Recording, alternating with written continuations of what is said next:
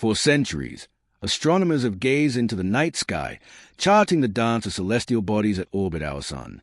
Our solar system, vast and intricate, contains not only the 8 major planets we know today, but also a multitude of smaller worlds that drift silently through the cosmic darkness. Among the roughly 795,000 known small planets and minor bodies that orbit directly around the Sun, only 5 currently hold the special classification of dwarf planet, as recognized by the International Astronomical Union, IAU. These 5 are Ceres, Pluto, Eris, Makemake, and Haumea, the 2006 IAU definition. Back in 2006, the IAU formalized a definition that would reshape astronomy and ignite fierce debate among scientists and the public alike.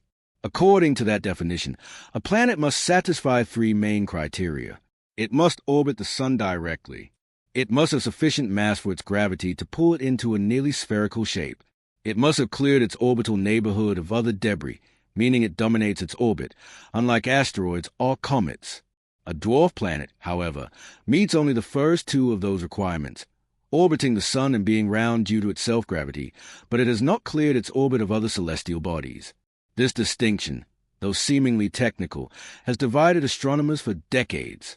It led to Pluto's demotion from its long-held status as a 9th planet, and it placed Ceres, the mysterious object in the asteroid belt, into a new and intriguing category, one that straddles a line between planet and asteroid. Despite ongoing criticism of the IAU's classification system and its limitation to our solar system only, most researchers today accept the concept. The 5 known dwarf planets thus include Ceres, the only one located in the asteroid belt, and 4 trans-Neptunian dwarf planets, Pluto, Eris, Makemake, and Haumea, collectively referred to as Plutoids. The discovery of Ceres, a cosmic mystery, begins. Ceres holds a place of great honor in astronomy. It was the first dwarf planet ever discovered, long before anyone had even imagined such a category might exist. The discovery took place on January 1st, 1801, the dawn of a new century, when Giuseppe Piazzi, an Italian priest, mathematician, and astronomer, spotted a tiny moving light among the stars from his observatory in Palermo, Sicily. At the time, Piazzi was serving as the first director of the Palermo Astronomical Observatory, which he had founded in 1790. While cataloging stars, he noticed an unfamiliar object that seemed to move slightly from night to night, something no fixed star would ever do. At first, he believed he might have discovered a comet, but its motion didn't quite fit the typical cometary path.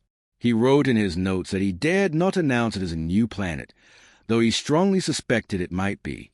It would take the genius of another man to prove him right. Gauss in the orbit of Ceres. Enter Johann Carl Friedrich Gauss, the legendary German mathematician often called the Prince of Mathematicians. Gauss was just 24 years old when he turned his attention to Piazzi's puzzling data. Using only a handful of observations, Gauss applied a revolutionary mathematical technique to calculate the orbit of the mysterious object. He assumed that the orbit would take the shape of an ellipse, just like those of the known planets, and through brilliant mathematical deduction, he succeeded where others had failed. Gauss's method of orbital prediction transformed astronomy forever. It allowed astronomers to accurately locate celestial bodies that had been temporarily lost, and in this case, it confirmed that Piazzi's discovery was not a comet, but something else entirely. That object would later be named Ceres, after the ancient Roman goddess of agriculture and fertility, the divine protector of grain and the harvest. It was a fitting name, a nod to both the nurturing role of the goddess and the life-giving symbolism of the Earth's bounty. Ceres, the missing planet. At the time of its discovery, Ceres was believed to be the long-sought missing planet predicted by the Titius-Bode law, a mathematical formula that seemed to describe the spacing of the planets in the solar system. According to this law, there should have been a planet located between Mars and Jupiter, roughly 419 million kilometers from the Sun. When Ceres was found right in that region, astronomers celebrated. They believed the cosmic puzzle had finally been solved. Ceres was promptly given its own planetary symbol, a sickle, resembling the sign of Venus, to honor the goddess from whom it took its name. For decades, it was listed in astronomical tables alongside Mercury, Venus, Earth, Mars, Jupiter, and Saturn as a true planet. But that status would not last forever. The asteroid age begins. As the 19th century progressed, astronomers began to discover more and more small bodies orbiting near Ceres, objects such as Pallas, Juno, and Vesta. By the mid-1800s, it became clear that this region of space was crowded with hundreds of tiny worlds.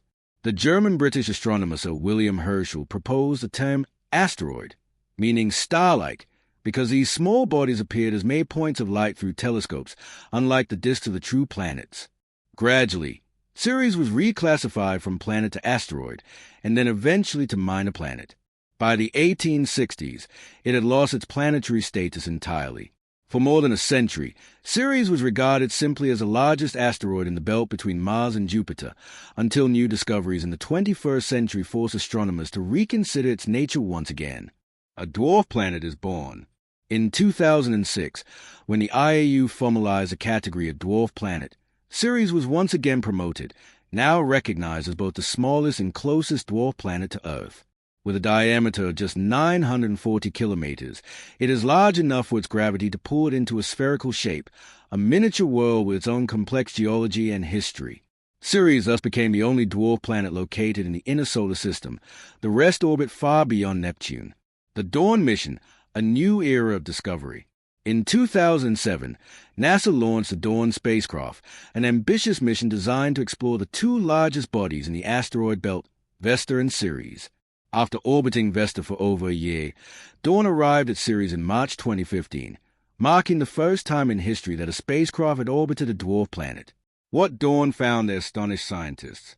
Ceres is not just a lifeless rock. It is a world with a complex surface, mysterious bright spots, and possible underground reservoirs of water ice. The bright regions inside Arcata crater, for instance, are made of sodium carbonate and other salts, evidence of cryovolcanic activity or briny water that once reached the surface and evaporated. These discoveries suggest that Ceres may have once possessed liquid water, and perhaps even the conditions necessary for microbial life, at least in its distant past. Even today, traces of water vapor have been detected emanating from its surface, hinting at residual geological activity deep within.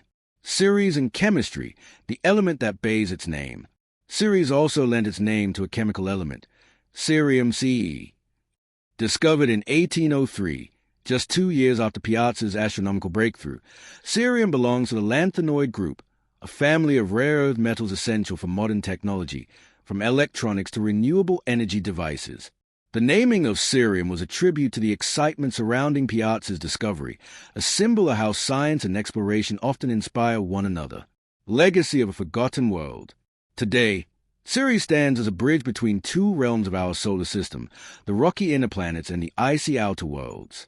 It represents a relic from the early days of planetary formation, a leftover building block from the time when the solar system was young.